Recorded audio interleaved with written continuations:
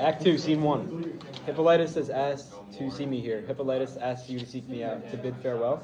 Is this the truth, Ismene? And are you sure that you are not deceived? This is the first result of Theseus' death. Prepare yourself to see from every side those hearts flatter you that were kept away by Theseus. Now Eurycia, at long last, is the mistress of her fate. She shall soon see all Greece at her feet. Is it not then a baseless rumor, dear Ismene? Am I then no longer slave? And can it be I have no enemies? The gods are not against you anymore. Theseus has gone to join your brother's ghosts. Do they report what put an end to him? Wild rumors of his death are spread about. Some say that seeking, in his usual way, to ravish a new love, this great untruth of love was swallowed by the waves. Some say, and this report is commonly believed, that he, with Pirithoos to the world below descended, saw the gloomy shores of dark Cocytus, and himself, alive, appeared before the ghost in hell. But that he could not then return from that sad place, where entering means departing nevermore. Can I believe that any mortal could, before his last death, penetrate the deep realm of the dead? What charm could draw a man to territory so redoubtable? Theseus is dead, my lady. You alone still doubt it. Athens groans at it. Trozy knows it and hails Hippolytus as king. Already Phaedra, trembling for her son, is seeking counsel in this palace now, from friends as anxious as herself. And will Hippolytus prove kinder, do you think, to me than Theseus? Make my chains more light and pity my unhappiness? I do believe it, madam, yes. Do you then know this celebrated rock? Do you? How can you be so simple as to hope that he might pity and respect me, in me alone a sex which he disdains? You know how he avoids us, always has, and only likes to be where we are not. I know the tales they tell of him, so cold, but I have seen this proud Hippolytus near you, and seeing him, his pride's renown, redoubled curiosity in me. In fact, his presence did not seem to fit the tales I'd heard of him. At your first look, I saw him flustered and confused. His eyes, which vainly tried to run away from you, were anchored fast and lingered, and could not move. He may not like it, said he is in love. He has the looks of it, if not the tongue. How hungrily my heart hears what you say, though it may be without foundation. Did it seem credible to you who know me, that the sad toil of a relentless fate, this heart whose daily nourishment has been anguish and bitter tears, should ever know love and the foolish agony to love? Last offspring of a king, the noble son of earth, I was the only one survived the fury of the war. And I have lost, in their young season, in their spring, 6 brothers. Hope of an illustrious house, mown by the sword, the sons of Erechtheus, whose blood, sodden earth, sopped up with grief. You know only too well how since their death, the most severe decree has made it law that no Greek heart may beat or sigh for me, lest by a sister's love temerity, the brother's ashes be perchance relic. You know, besides, what I disdain, I view these laws of a suspicious conqueror. You know that I have always been opposed to love, and therefore often rendered thanks to unjust Theseus, whose severity happily reinforced my own contempt. But then my eyes had never yet beheld his son. Not that my eyes alone, weakly attracted, made me love in him a celebrated grace and beauty, gifts bestowed upon him by nature, and of which he seems unconscious, or indeed to scorn. I love him in a richer, rarer prize, his father's strength without his weaknesses. I own I love, that noble pride, which never yet has stooped to be in love. Phaedra won little glory from the love of Theseus. I, more proud, refuse to snatch the easy triumph of such lavish vows, 1,000 times elsewhere bestowed, and shun a love whose heart an ever open door. But to make stoop a heart inflexible, to touch a soul insensible to love, to take a captive, startled by his chains, vainly a mutineer against his joy, that is my heart's desire, that is my spur. Even Hercules was easier to disarm than this Hippolytus, for he gave in more often and more quickly, and so laid a lesser triumph at the feet of her, each her he vanquished. But my dear Ismene, how rash I am, for I shall find opposed to me resistance far too strong, alas. And you may hear me, humbled in defeat, thrown under that same pride I now admire. What, can he be in love, Hippolytus? And can it be my heaven to be? You shall yourself at once hear what he has to say, for here he comes. Scene 2. Madam, before I go, I think I ought to tell you of your fate. My father's dead, my worst fears prophesied. The reason for his absence so prolonged, that death alone, curbing his high exploits, could hide him from the universe so long. The gods at last have doomed him, even him, Outside's friend, companion, and successor. To the homicidal shears of fate, I think your hatred, tempered to his virtues, may hear without resentment words like these, of praise which he deserves. One hope consoles my mortal grief, for I can set you free. I here revoke that rigorous decree which always made me pity you.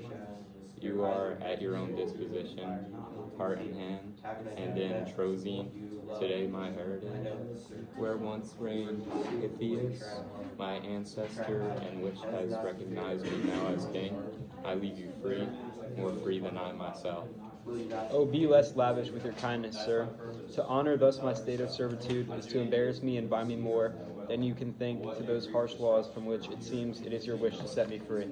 Athens, uncertain how to fill the throne, speaks now of you, of me, and of the son of Phaedra.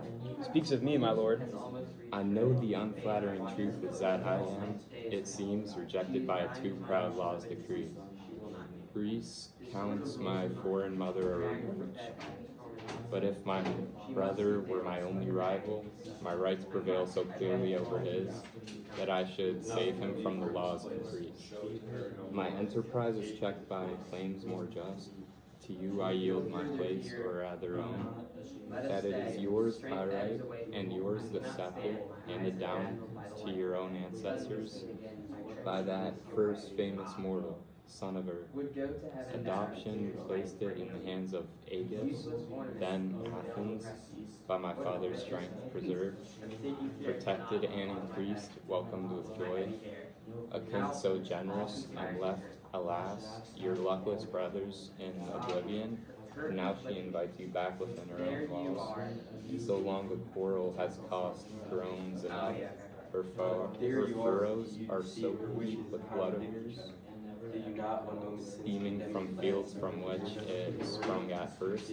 Troezene obeys me, and the plains of Crete are kingdoms rich enough for Phaedra's son. Athens is yours, I go at once, join for you the votes divided now between us. Astonished and confused by all I hear, I almost fear, a dream deceives me. Am I indeed awake? Can I believe in such a plan? What God, my lord, what God has put it in your heart? How well deserved is your renown throughout the world? How far the truth outstrips that fair renown? Would you, to favor me, prove traitor to yourself? Was it not kind enough to never to hate me, and to have kept yourself so long aloof from enmity which... Hate you? I to hate you? However darkly my fierce pride was painted, do you suppose a monster gave me birth? Or what savage manners, hardened temper, could, or would, not soften at the sight of you? Could I resist a charm so innocent? Why, what is this, sir? I have said too much, not to say more. Reason I see gives in to the violence of passion.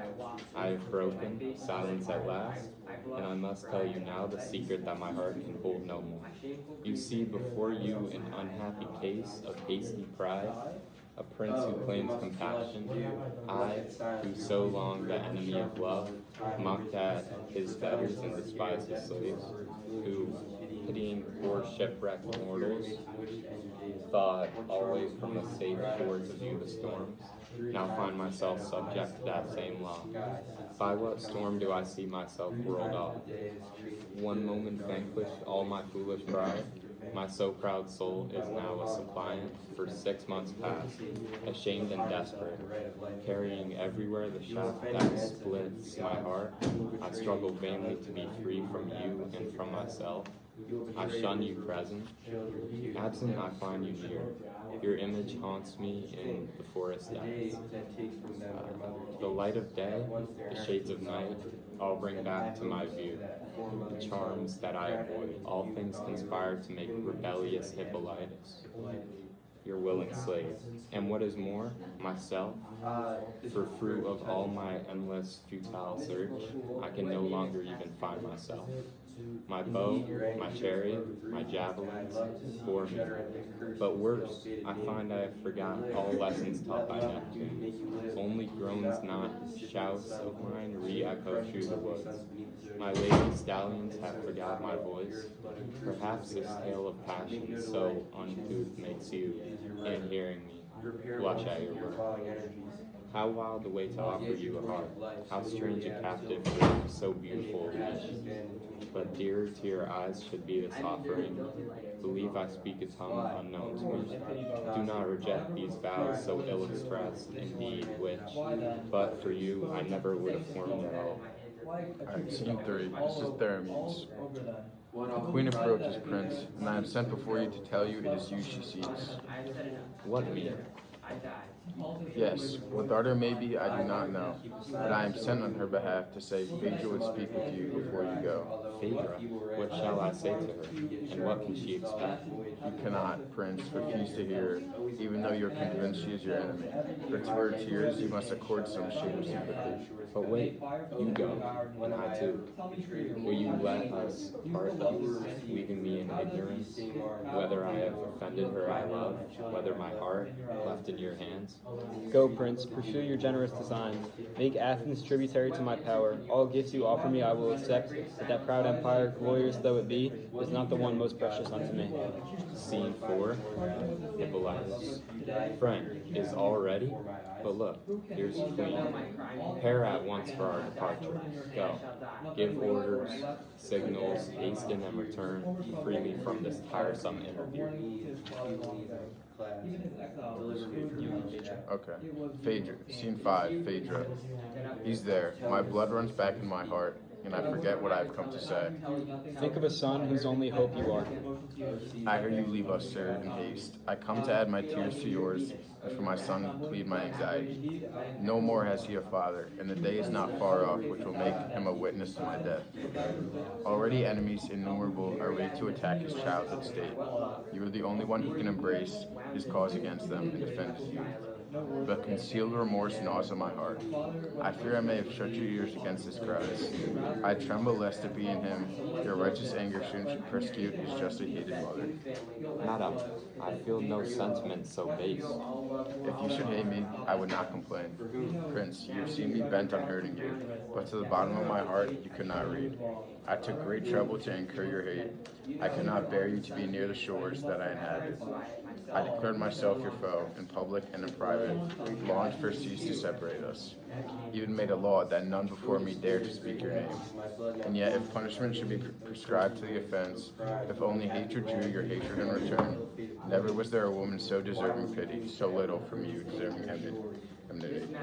A mother, jealous of her children's rights, seldom forgives the son of a first wife. Nagging suspicions are the common fate of those who make a second marriage. Anyone else would have resented me, and might perhaps have made me suffer more. Ah, Prince, how heaven has from that general law accepted me. Be that same heaven my judge. How different is the canker eating me. Madam, there is no need to vex yourself. Perhaps your husband still beholds the light.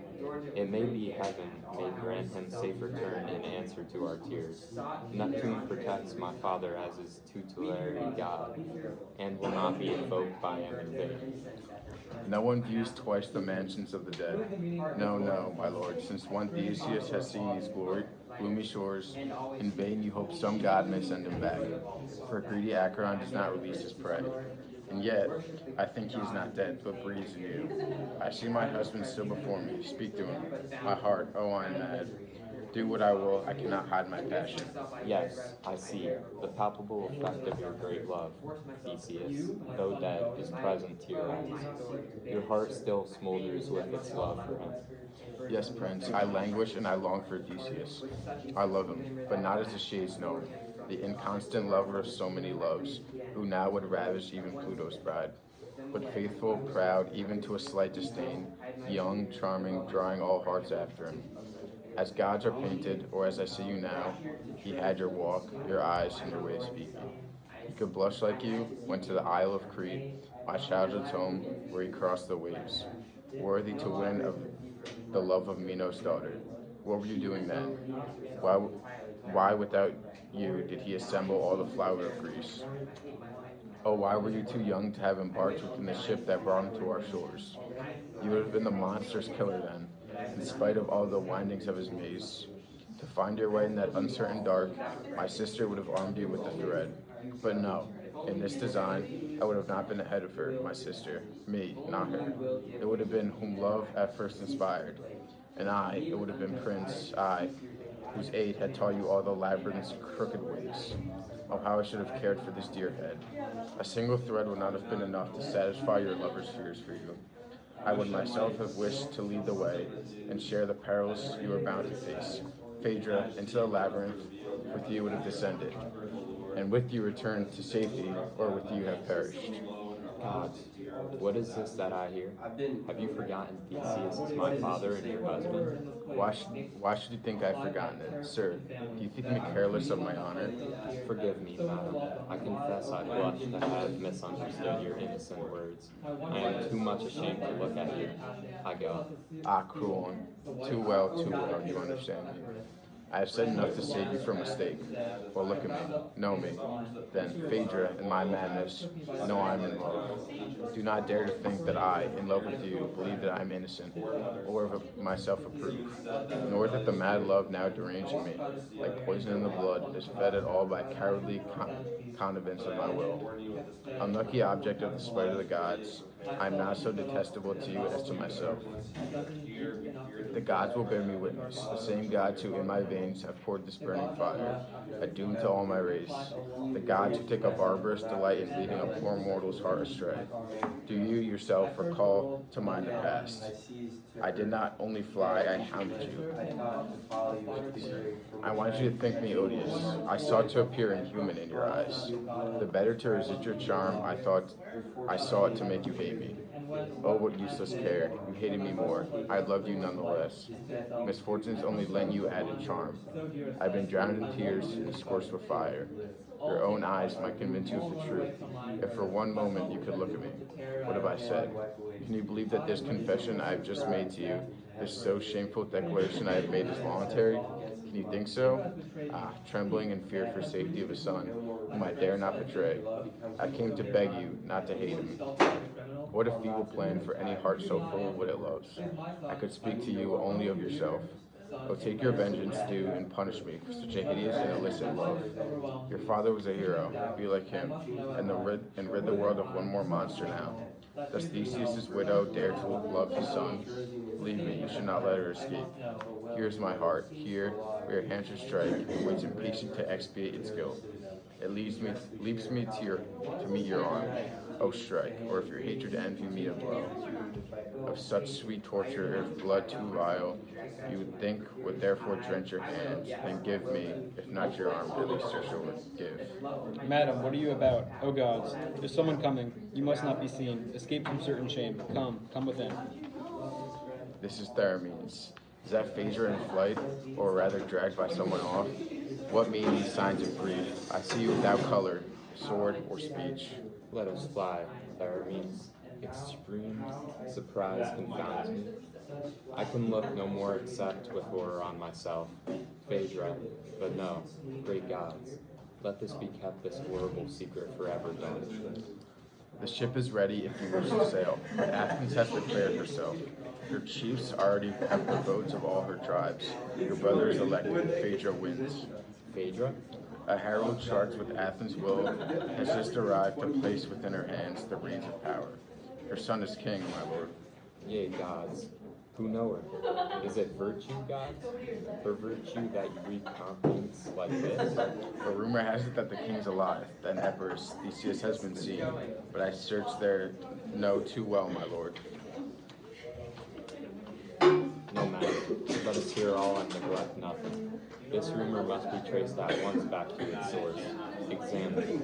If it be found insufficient to delay my flight, let us set sail, and cost what price it may place in deserving hands the scepter's sway.